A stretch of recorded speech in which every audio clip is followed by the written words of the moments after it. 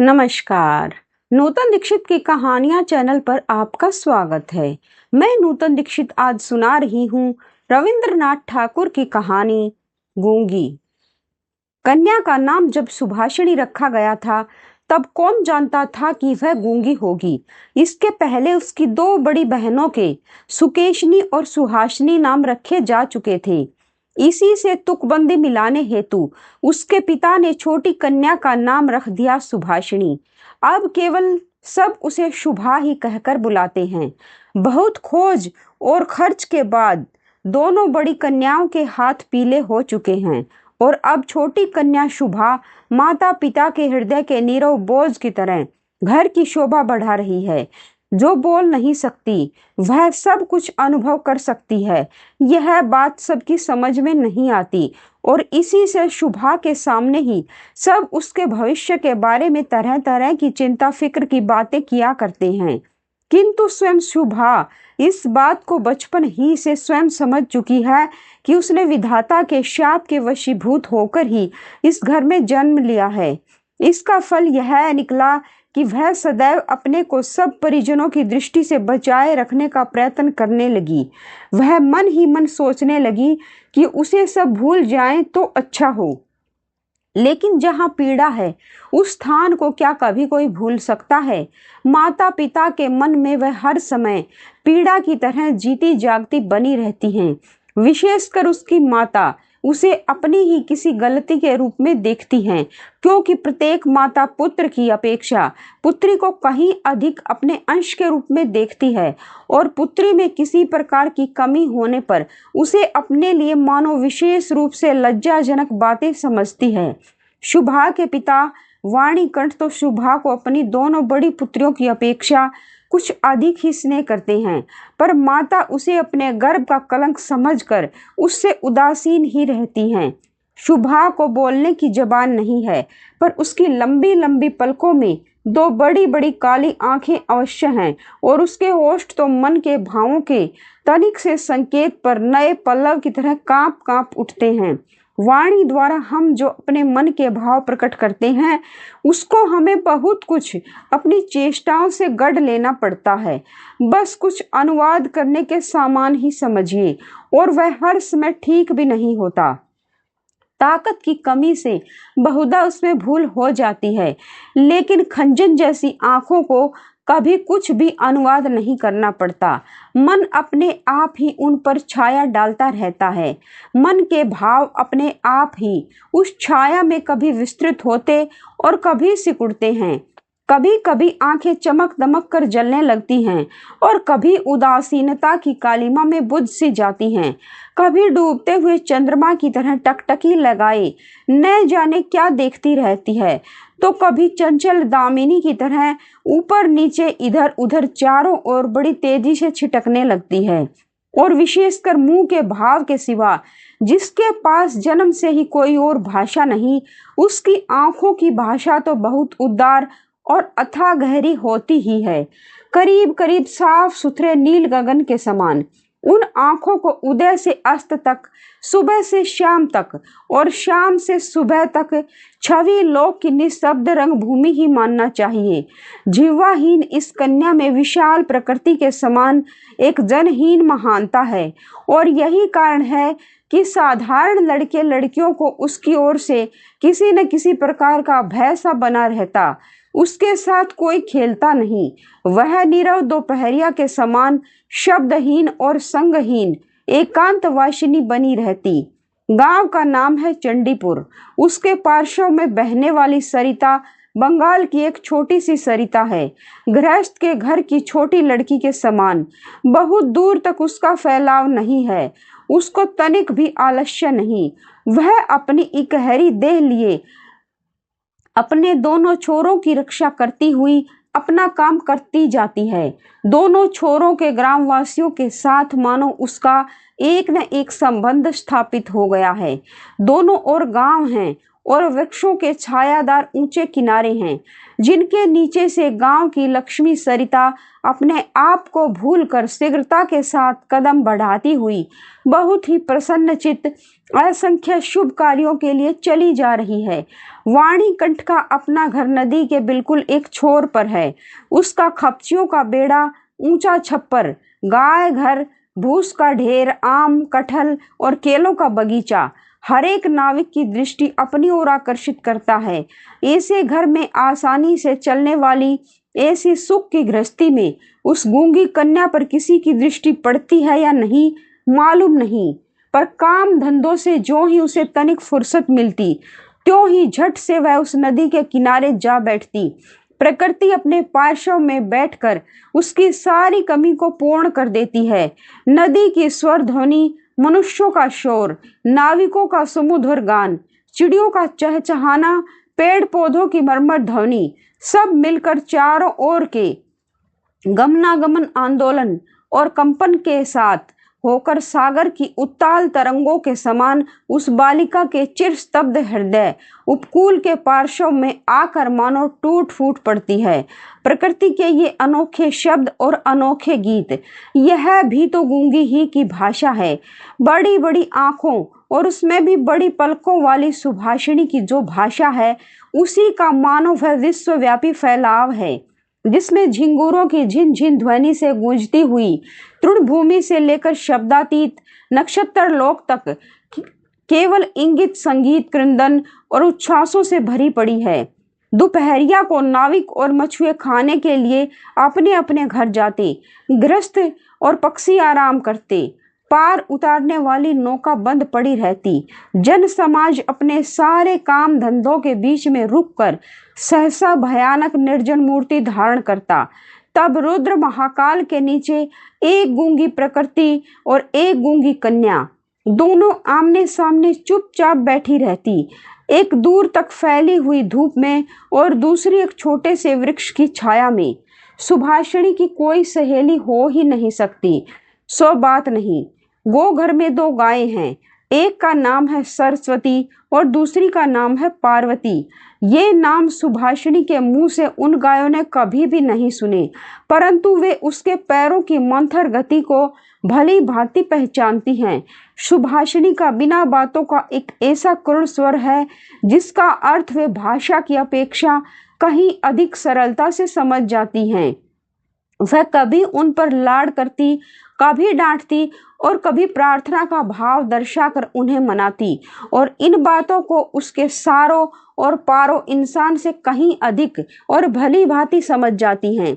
सुभाषिणी गो घर में घुसकर अपनी दोनों बाहों से जब सारों की गर्दन पकड़कर उसके कानों के पास अपनी कनपटी रगड़ती है, तब पारो स्नेह की दृष्टि से उसकी ओर निहारती हुई उसके शरीर को चाटने लगती है।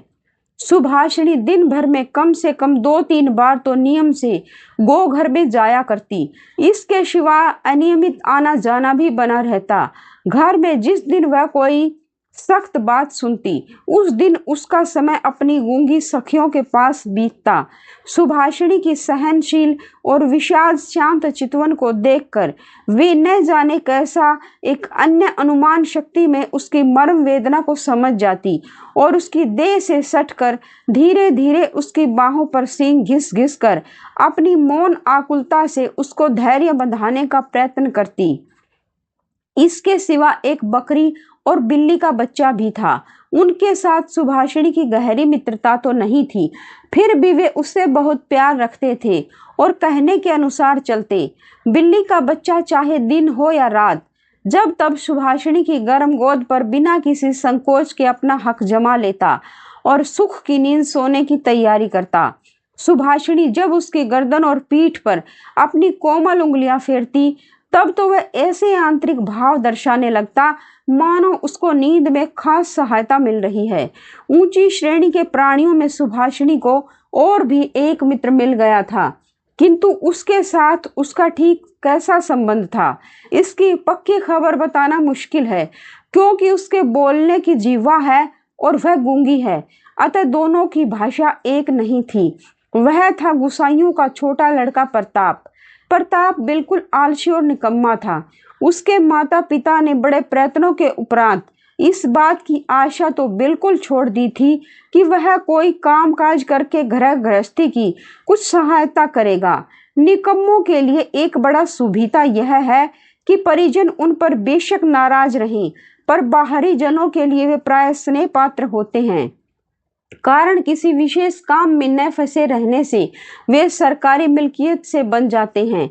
नगरों में जैसे घर के पार्श्व में या कुछ दूर पर एक आध सरकारी बगीचे का रहना आवश्यक है, वैसे ही गांवों में दो चार निठल्ले निकम्मे सरकारी इंसानों का रहना आवश्यक है। काम धंधों में, हास परिहास में, और जहां कहीं भी एक आध की कमी देखी वहीं वे चट से हाथ के पास ही मिल जाते हैं। प्रताप की विशेष रुचि एक ही है, वह है मछली पकड़ना। इससे उसका बहुत सा समय आसानी के साथ कट जाता है। तीसरे पहर सरिता के तीर पर बहुधा वह इस काम में तल्लीन दिखाई देता और इसी बहाने सुभाषिणी से उसकी भेंट होती। चाहे किसी भी काम में हो, पार्श्व में एक हमझोली मिलने मात्र से ही प्रताप का हृदय खुशी से नाच उठता। मछली के शिकार में मौन साथी ही सबसे श्रेयकर माना जाता है। अतः प्रताप सुभाषिणी की खूबी को जानता है और कद्र करता है। यही कारण है कि और सब तो सुभाषिणी को शुभा कहते, किंतु प्रताप उसमें और भी स्नेह भरकर शुभा को सु कहकर पुकारता। सुभाषिणी इमली के वृक्ष के नीचे बैठी रहती और प्रताप पास ही जमीन पर बैठा हुआ सरिता जल में कांटा डालकर उसी की ओर निहारता रहता। प्रताप के लिए उसकी ओर से हर रोज एक पान का बीड़ा बंधा हुआ था और उसे स्वयं वह अपने हाथ से लगा कर लाती, और शायद बहुत देर तक बैठे बैठे देखते देखते उसकी इच्छा होती कि वह प्रताप की कोई विशेष सहायता करे, उसके किसी काम में सहारा दे। उसके ऐसा मन में आता कि किसी प्रकार वह यह बता दे कि संसार में वह भी एक कम आवश्यक व्यक्ति नहीं है, लेकिन उसके पास न तो कुछ करने को था और वह न कुछ कर ही सकती थी।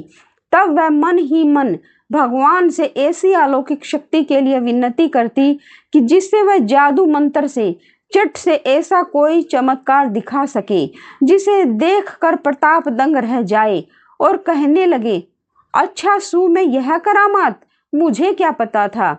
मान लो सुभाषिणी यदि जल परी होती और धीरे धीरे जल में से निकलकर सर्प के माथे की मणि घाट पर रख देती और प्रताप अपने उस छोटे से धंधे को छोड़कर मणि को पाकर जल में डुबकी लगाता और पाताल में पहुंचकर देखता कि रजत प्रासाद में स्वर्ण जड़ित सैया पर कौन बैठी है, और आश्चर्य से मुंह खोल कर कहता, अरे यह तो अपने वाणीकंठ के घर की वही गूंगी छोटी कन्या है, सु, मेरी सु। आज मणियों से जड़ित गंभीर निशब्द पातालपुरी की एकमात्र जलपरी बनी बैठी है। तो क्या यह बात हो ही नहीं सकती? क्या यह नितांत असंभव ही है? वास्तव में कुछ भी संभव नहीं, लेकिन फिर भी कुछ असंभव भी नहीं है। सुप्रजा शून्य पातालपुरी के राजघराने में जन्म न लेकर वाणीकंठ के घर में पैदा हुई, और इसीलिए वह आज गुसाइयों के घर के लड़के प्रताप को किसी प्रकार के आश्चर्य से अचंभित नहीं कर सकती। सुभाषिणी की अवस्था दिन प्रतिदिन बढ़ती ही जा रही है। धीरे धीरे मानो वह अपने आप को अनुभव कर रही है, मानो किसी एक पूर्णिमा को किसी सागर से एक ज्वार सा आकर उसके अंतराल को किसी एक नवीन अविचरणीय चेतना शक्ति से भर भर देता है।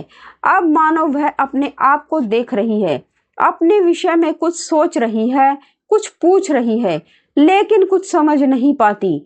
पूर्णिमा की गाढ़ी रात्रि में उसने एक दिन धीरे से कक्ष के झरोखे को खोलकर भयत्रस्त अवस्था में मुंह निकालकर बाहर की ओर देखा कि संपूर्ण प्रकृति भी उसके समान सोती हुई दुनिया पर अकेली बैठी हुई जाग रही है। वह भी यौवन के उन्माद से, आनंद से, विषाद से, असीम नीरवता की अंतिम परिधि तक, यहाँ तक कि उसे भी पार करके चुपचाप स्थिर बैठी है। एक शब्द भी उसके मुंह से नहीं निकल रहा है, मानो इस स्थिर निस्तब्ध प्रकृति के एक छोर पर उससे भी स्थिर और उससे भी निस्तब्ध एक भोली लड़की खड़ी हो। इधर कन्या के विवाह की चिंता में माता पिता बहुत बेचैन हो उठे और गांव के लोग भी यत्र तत्र निंदा कर रहे हैं। यहाँ तक कि जाति विच्छेद कर देने की भी अफवाह उड़ रही है। वाणीकंठ की आर्थिक दशा वैसे अच्छी है, खाते पीते आराम से हैं, इसी कारण इनके शत्रुओं की भी गिनती नहीं है। स्त्री पुरुष में इस बात पर बहुत कुछ सलाह मशवरा हुआ। कुछ दिनों के लिए वाणीकंठ गांव से बाहर प्रदेश चले गए। अंत में एक दिन घर लौटकर पत्नी से बोले, चलो कलकत्ते चले चलें। कलकत्ता गमन की तैयारियां पूरे जोर शोर से होने लगी। कोहरे से ढके हुए सवेरे के समान शुभा का सारा अंतःकरण अश्रुओं की भाप से ऊपर तक भर गया। भावी आशंका से भयभीत होकर वह कुछ दिनों में मूक पशु की तरह लगातार अपने माता पिता के साथ रहती और अपने बड़े बड़े नेत्रों से उनके मुख की ओर देखकर मानो कुछ समझने का प्रयत्न किया करती, पर वे उसे कोई भी बात समझाकर बताते ही नहीं थे। इसी बीच में एक दिन तीसरे पहर तट के समीप मछली का शिकार करते हुए प्रताप ने हंसते हंसते पूछा, क्यों रिसू, मैंने सुना है कि तेरे लिए वर मिल गया है, तू विवाह करने कलकत्ता जा रही है, देखना कहीं हम लोगों को भूल मत जाना। इतना कहकर वह जल की ओर निहारने लगा। तीर से घायल हिरणी जैसे शिकारी की ओर ताकती और आंखों ही आंखों में वेदना प्रकट करती हुई कहती रहती है, मैंने तुम्हारा क्या बिगाड़ा था। शुभा ने लगभग वैसे ही प्रताप की ओर देखा। उस दिन वह वृक्ष के नीचे नहीं बैठी। वाणीकंठ जब बिस्तर से उठकर धूम्रपान कर रहे थे, शुभा उनके चरणों के पास बैठकर उनके मुख की ओर देखती हुई रोने लगी। अंत में बेटी को ढांढस और सांत्वना देते हुए पिता के सूखे हुए कपोलों पर अश्रु की 2 बूंदें ढुलक पड़ी। कल कलकत्ता जाने का शुभ मुहूर्त है। शुभा ग्वाल घर में अपनी चिर संगिनियों से विदा लेने के लिए गई। उन्हें अपने हाथों से खिलाकर गले में बांह डालकर वह अपनी दोनों आंखों से खूब जी भर के उनसे बातें करने लगी। उसके दोनों नेत्र अश्रुओं के बांध को न रोक सके। उस दिन शुक्ला द्वादशी की रात थी। शुभा अपनी कोठरी में से निकलकर उसी जाने पहचाने सरिता तट के कच्चे घाट के पास घास पर औंधी लेटी हुई, मानो वह अपनी और अपनी गूंगी जाति की पृथ्वी माता से अपनी दोनों बाहों को लिपटा कर कहना चाहती है, तू मुझे कहीं के लिए मत विदा कर माँ, मेरे सामने तू मुझे अपनी बाहों से पकड़े रख, कहीं मत विदा कर। कलकत्ते के एक किराए के मकान में एक दिन शुभा की माता ने उसे वस्त्रों से खूब सजा दिया, कसकर जूड़ा बांधा, उसमें जरी का फीता लपेट दिया, आभूषणों से लाद कर उसके स्वाभाविक सौंदर्य को भरसक मिटा दिया। शुभा के दोनों नेत्र अश्रुओं से गीले थे। नेत्र कहीं सूख न जाए, इस भय से माता ने उसे बहुत समझाया बुझाया और अंत में फटकारा भी, पर अश्रुओं ने फटकार की कोई परवाह न की। उस दिन कई मित्रों के साथ वह कन्या को देखने के लिए आया। कन्या के माता पिता चिंतित, शंकित और भयभीत हो उठे, मानो देवता स्वयं अपनी बलि के पशुओं को देखने आए हों। अंदर से बहुत डांट फटकार बताकर कन्या के अश्रुओं की धारा को और भी तीव्र रूप देकर उसे निरीक्षकों के सम्मुख भेज दिया। निरीक्षकों ने बहुत देर तक देखभाल के उपरांत कहा, ऐसी कोई बुरी भी नहीं है। विशेषकर कन्या के अश्रु को देखकर वे समझ गए कि उसके हृदय में कुछ दर्द भी है। फिर हिसाब लगाकर देखा कि जो हृदय आज माता पिता के बिछोह की बात सोचकर इस प्रकार द्रवित हो रहा है, अंत में कल उन्हीं के काम वह आएगा। शीत के मोती के समान कन्या के आंसुओं की बूंदें उसका मूल्य बढ़ाने लगी। उसकी ओर से और किसी को कुछ कहना ही नहीं पड़ा। पात्र देखकर खूब अच्छे मुहूर्त में शुभा का विवाह संस्कार हो गया। गूंगी कन्या को दूसरों के हाथ सौंपकर माता पिता अपने घर लौट आए और तब कहीं उनकी जाति और परलोक की रक्षा हो सकी। शुभा का पति पछा की ओर नौकरी करता है। विवाह के उपरांत शीघ्र ही वह पत्नी को लेकर नौकरी पर चला गया। 1 सप्ताह के अंदर ससुराल के सब लोग समझ गए कि बहू गूंगी है। पर इतना किसी ने न समझा कि इसमें उसका अपना कोई दोष नहीं। उसने किसी के साथ विश्वासघात नहीं किया है। उसके नेत्रों ने सभी बातें कह दी थी, किंतु कोई उसे समझ न सका। अब वह चारों ओर निहारती रहती है। उसे अपने मन की बात कहने की भाषा नहीं मिलती। जो गूंगे की भाषा समझते थे, उसके जन्म से परिचित थे, वे चेहरे उसे यहाँ दिखाई नहीं देते।